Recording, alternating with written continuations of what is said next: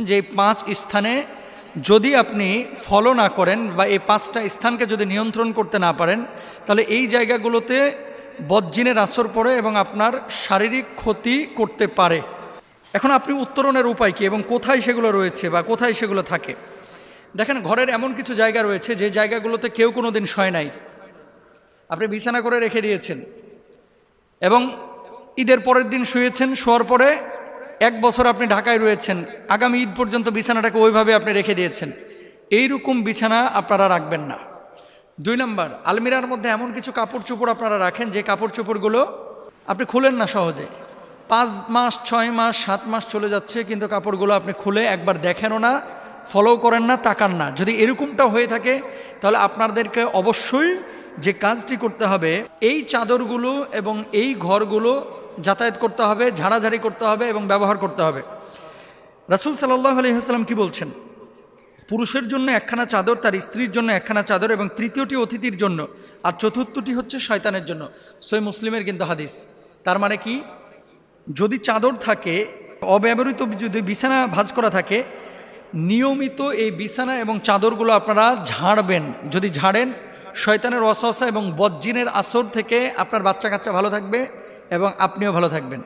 এবার আসেন 2 নম্বর, আপনার বাড়ির সবচাইতে আদর্শ জায়গা বদজিন বা শয়তানের হচ্ছে আপনার বাথরুম। কিছু বাথরুম যেখানে ঢোকা যায় না, আবার কিছু মানুষের বাথরুম আছে বেডরুমের চাইতে বাথরুমটা সুন্দর, যারা রুচিশীল। তো যাদের বাথরুম যত নিকৃষ্ট এবং অপবিত্র, ওই বাথরুমে তত বদজিনের আসর থাকে। অনেক সময় আপনি বাথরুমে বসবেন, দেখবেন কারেন্ট চলে গেছে, বালতিটা নড়ানড়ি করতেছে। অনেক সময় আপনি বাথরুমে বসেছেন, বদনাটা আপনার সামনে থেকে উধাও হয়ে গেছে, অথচ রেখেছেন পাশে, চলে যাচ্ছে। এরকম হয়। এখন এই কথা শোনার পরে অনেক দর্শক অথবা আপনারা অথবা যারা আপনারা রেকর্ড করতেছেন, আপনারা মনে করবেন যে এটা মনে হয় ফাউল কথাবার্তা, এটা কেমন কথা, বালতি আবার একা একা নড়ে কীভাবে? যখন আপনার সামনে ঘটবে তখন বলবেন যে আসলে এটা কিভাবে ঘটে। আর এখন তো সহজ, সিসি ক্যামেরায় কিন্তু এই ধরনের ভৌতিক বিষয়গুলোও দেখা যায়। অফিসে দেখবেন যে চেয়ার রাখা আছে, এই চেয়ারটা একা একা রাত্রিবেলায় ঘুরে বেড়াচ্ছে, এগুলো সিসি ক্যামেরায় দেখা যায় এবং ঘটেছেও এরকম অনেক ঘটনা। তো দেখেন, বাথরুমে যখন আপনি ঢুকবেন, বাথরুমে ঢোকার আগে আল্লাহুম্মা ইন্নী আউযু বিকা মিনাল খুবুসি ওয়াল খাবাইস দোয়া পড়ে নেবেন।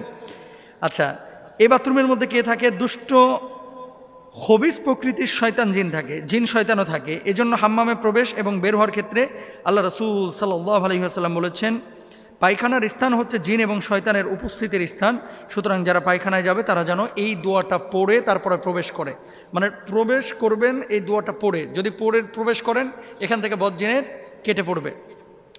আরেকটা বিষয় আপনাদেরকে বলে রাখি, আপনাদের অনেকেই আছে, বিশেষ করে নারীর মধ্যে এবং পুরুষদের মধ্যে আমাদের কাছে এই ধরনের প্রশ্ন আসে, বাথরুমে ঢুকে উলঙ্গ হয়ে গোসল করে, একেবারে গায়ের ওপরে কোনো কাপড়ই রাখে না। এই ধরনের চিত্রগুলো, যেগুলোকে নেকেড চিত্র বলা হয়, এই ধরনের চিত্রগুলো আসলে জিন শয়তান এবং আপনার যারা ওয়াসওয়াসা দেয়, এদের একটা আদর্শ চিত্র বা এই চিত্রগুলো তারা পছন্দ করে। এগুলো কখনো করবেন না, এগুলো আবারও বলি কখনো করবেন না। প্যান্ট পরে ঢুকেছেন বা লুঙ্গি পরে ঢুকেছেন, ওটা পরে আপনি গোসলটা করবেন ইনশাআল্লাহ তাআলা। আর কিছু মানুষ দেখবেন উপুর হয়ে শয়, মানে নিতম্ব উপরের দিকে, বুকটা নিচের দিকে, বালিশের ওপরে বুকটা রেখে উপুর হয়ে শয়, এভাবে আপনারা শোবেন না। এই ধরনের শোয়া যারা অবলম্বন করে, বদজিনের আসর এবং বোবা জিন তাদেরকে বেশি ধরে। এটা রাসূল আকরাম সাল্লাল্লাহু আলাইহি ওয়াসাল্লাম পছন্দ করেন নাই, আপনারা খেয়াল করবেন। এবং যখন বাথরুম থেকে বের হবেন তখন গুফরান একা পড়বেন। আর বিশেষ করে সন্ধ্যাবেলায় আপনারা জানালাগুলো লাগায় রাখবেন। সন্ধ্যাবেলায় যখন মাগরিবের আজান হবে তার আগে আপনারা জানালা লাগায় দেবেন। আপনারা কি করেন, জানালাটা লাগান কখন? রাত 10টার পরে, অথবা মশা আসলে লাগান, তাছাড়া লাগাইতে চান না। পোকা আসলে লাগান, কিন্তু পোকা মশার চাইতে বড় শয়তান হচ্ছে জিন, যারা বদজিন, এগুলো আপনার ক্ষতি করতে পারে, এটা খেয়াল রাখবেন। 3 নম্বর আসেন, কিছু জামা কাপড় আপনারা দীর্ঘদিন ঝুলায় রাখেন এবং রাসূল আকরাম সাল্লাল্লাহু আলাইহি ওয়াসাল্লাম বলছেন, তোমাদের জামা কাপড় ভাঁজ করে রাখো, কারণ এসব জামা কাপড়ের কাছে দুষ্টজনেরা ফিরে ফিরে আসে, আর শয়তান ভাঁজ করা জামা কাপড় পরে না, মেলে দেওয়া পোশাক পেলে পরিধান করে। এটা সিলসিলা জাইফার মধ্যে রয়েছে 2801 নম্বর অংশে। মেন কথা হচ্ছে, আপনি যখন কোনো পোশাক পরছেন, এই যে আমি আজকে জুব্বাটা পরেছি, নিয়ে যে আমি ঝুলায় রেখে দিলাম, 7 দিন 8 দিন এটা আর পরি না, এই পোশাকগুলোর মধ্যে ঘাম থাকে, অপবিত্র জিনিস থাকে, অথবা ময়লা আবর্জনা থাকে। এই পোশাকগুলো জিনদের মানে বদজিনের একটা আদর্শ পোশাক, এগুলো তারা পছন্দ করে, এগুলোর উপরে প্রভাব ফেলে। আচ্ছা, আরেকটা বিষয় আপনাদেরকে বলি, অনেকে চর্বি আপনারা খেয়েছেন, খেয়ে হাতটারে আপনারা গামছার সাথে মুছে তারপরে রেখে দেন, এগুলো করবেন না। যেখানে চর্বি, গরুর গোস্ত খেয়েছে, টিস্যু দিয়ে মুখটা মুছে টিস্যুটা আস্তে করে ওই বিছানার কোনায় ফেলায় থুয়ে দেয়, এগুলো জিনের খাবার এবং জিনেরা এগুলো পছন্দ করে। হাড্ডি চুষে নিহারি খেয়েছে, নিহারির হাড্ডিটাকে নিয়ে যে কি করে আস্তে করে ওই যে বেডরুমে ঘুমায় এটা জানলার পাশে নিয়ে যে ফেলায় থুয়ে দেয় কাঁঠাল তলায়, এগুলো করবেন না। প্রাণী বা মানুষের মূর্তি, পুতুল, যেই ঘরে যত বেশি ছবি, পুতুল এবং মূর্তি থাকবে সেই ঘরে জিন তত বেশি ঢুকবে, বদজিন, খারাপ জিন, রহমতের ফেরেশতা ঢুকবে না, এটা খেয়াল রাখবেন ইনশাআল্লাহ। বিশেষ করে আপনারা টুথপেস্ট, শ্যাম্পু, মেয়েদের মেকআপ বক্স অথবা এমন কিছু ছবি আপনারা ঝুলে রাখেন, ক্লোজ আপ কিনছেন, কেনার পরে দেখতেছেন বেডি ওই দাঁত কেলায় হাসতেছে, ওটা নিয়ে যে আপনি ঘরের মধ্যে রেখে দিচ্ছেন। আসেন এরকম ক্রিমের বক্সে অনেক সময় মেয়েদের ছবি থাকে, এগুলো রাখবেন না ইনশাআল্লাহ। তারপরে 5 নাম্বার হচ্ছে আগুন জ্বালানোর স্থান। বিশেষ করে খড়খোটা যারা ইউজ করেন, গ্যাসের চুলা যারা ব্যবহার করেন, চুলা উনুন যারা ব্যবহার করেন, এই সমস্ত জায়গাগুলো হচ্ছে জিনের আদর্শ জায়গা। এই জায়গাগুলো কি করবেন, চুলা জ্বালাবার পূর্বে বিসমিল্লাহ বলবেন এবং মাঝে সূরা ফাতিহা লবণ মিশ্রিত পানিতে ফুঁকে ঘর দোর মোছা উত্তম অভ্যাস করবেন। কেমন, যখন আপনি ঘরে মুছতেছেন কি করেন, স্যাভলন পানি দেন তারপরে মুছেন, তাই না? স্যাভলন মিশিয়ে তারপর মুছছেন না, এটা তো আপনি জীবাণুনাশক দিবেনই, কিন্তু ওই পানিটার মধ্যে কাজের বুয়াকে বলবেন একটু বিসমিল্লাহ বলে ফুৎকার দিও, সূরা ফাতিহাটা পারলে একটু সূরা ফাতিহা পড়ে ফুৎকার দিও, অথবা আপনি দিয়ে দিবেন, তাহলে কি হবে, ঘরগুলো নিরাপদ থাকবে ইনশাআল্লাহ তাআলা। তো এগুলো আমরা খেয়াল করবো, আল্লাহ তাআলা বোঝার তৌফিক দান করুন। পৃথিবীর মানুষ এমন দুটো জিনিস আছে, যখন পায় মানুষ মূল্যায়ন করে না, কিন্তু যখন হারায় তখন মাথা ঠুকে শত কান্না করে আর্তনাদ করে আর ফিরে পায় না। এই দুটি জিনিস বড় দামি জিনিস পৃথিবীর বুকে। দেখেন, টাকা আজ আছে কাল নাই, আপনার বাড়িটা আজ আছে কাল নাই, আপনার সম্পদ আজ আছে কাল নাই, কিন্তু এই দুটি জিনিস সবচেয়ে মূল্যবান আপনার জীবনে। আচ্ছা, আপনাকে বলি একটা কথা, সেটা হচ্ছে আপনার স্ত্রী আপনার জন্য রোস্ট রান্না করেছে, পায়েস রান্না করেছে, গরু, খাসি, মুরগি যা আছে আপনি যা পছন্দের খাবার সব রান্না বান্না করেছে, কিন্তু আবারও বলি কিন্তু আপনার শরীরটা ভালো না, পেটে পীড়া, গোশত হজম হয় না, আপনি খাইতে পারেন না। এই অসুস্থ অবস্থায় যদি আপনার স্ত্রী ভালো ভালো খাবার আপনার সামনে দেয়, কেমন লাগবে? আপনি রাগান্বিত হবেন, আরও ক্রোধান্বিত হবেন, হয়তো বা বউর ওপরে হাত তুলবেন, নাউজুবিল্লাহি মিন যালিক। এটা ভালো কাজ না। দুইটি জিনিস এমন রয়েছে যেই দুইটি জিনিস আল্লাহ তাআলা মানুষকে দিলে মানুষ যখন পায় তখন মূল্যায়ন করে না। কি হাদিসের মধ্যে দেখেন, সহিহ বুখারী হাদিস 6412 নম্বর হাদিস, আল্লাহ রাসূল সাল্লাল্লাহু আলাইহি ওয়াসাল্লাম বলছেন, নি'মাতানে মাকবুনুন ফীহিমা কাসীরুম মিনান নাস, আস-সিহহাতু ওয়াল ফারাগু। দুটি জিনিস এরকম আছে, মানুষের মধ্যে অধিকাংশ মানুষ দুটি নিয়ামতের খুব অবহেলা করে। একটি হলো সুস্থতা আর অপরটি হলো অবসরতা। আস-সিহহাতু ওয়াল ফারাগু। মানুষ যখন সুস্থ থাকে তখন মানুষ কিন্তু আল্লাহর সাথে গাদ্দারি বেঈমানি বেশি করে। মানুষ যখন অসুস্থ হয়ে যায়, অপারেশনের সময় হয়, হার্টে ব্লক তৈরি হয়, কিডনিতে ইনফেকশন দেখা যায়, ফুসফুসে কোনো ধরনের সংক্রমণ দেখা যায়, মানুষ কিন্তু সামনের কাতারে নামাজ পড়ে। খেয়াল করে দেখেন, বড় কোনো রোগ যখন ধরা পড়ে মানুষ নামাজ ছাড়ে না, কিন্তু যখন রোগ নাই, মানুষ সুস্থ সবল স্বাভাবিক, তখন নামাজ পড়ে না।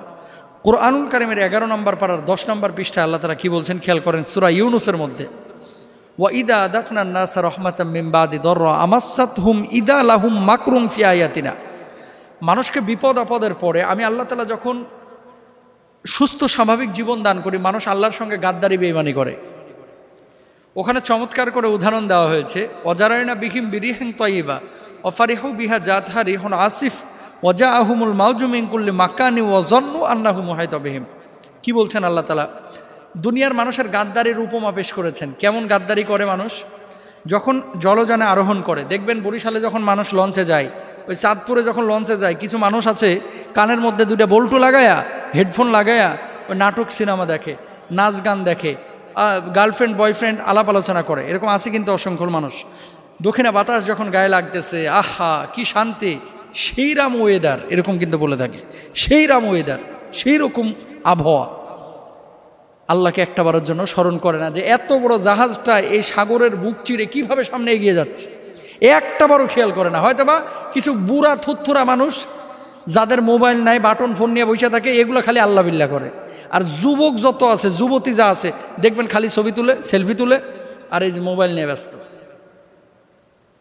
অথচ আল্লাহ তাআলা কি বলছেন, বান্দা স্মরণ করলি না, ওয়াজাহুমুল মাউজু মিন কুল্লি মাকানি ওয়া যান্নু আন্নাহুম উহাইতা বিহিম, হঠাৎ ঝড় আমি উঠায় দিলাম, বড় বড় ঢেউ যখন আছড়ে পড়তে লাগলো, জাহাজটা যখন হেলে দিল, কাঁপাকাঁপি শুরু করে দিল, মানুষ তখন বলে লা ইন আনজাইতানা মিন হাযিহি লানাকুনান্না মিনাশ শাকিরিন। মানুষ কত বড় গাদ্দার দেখেন।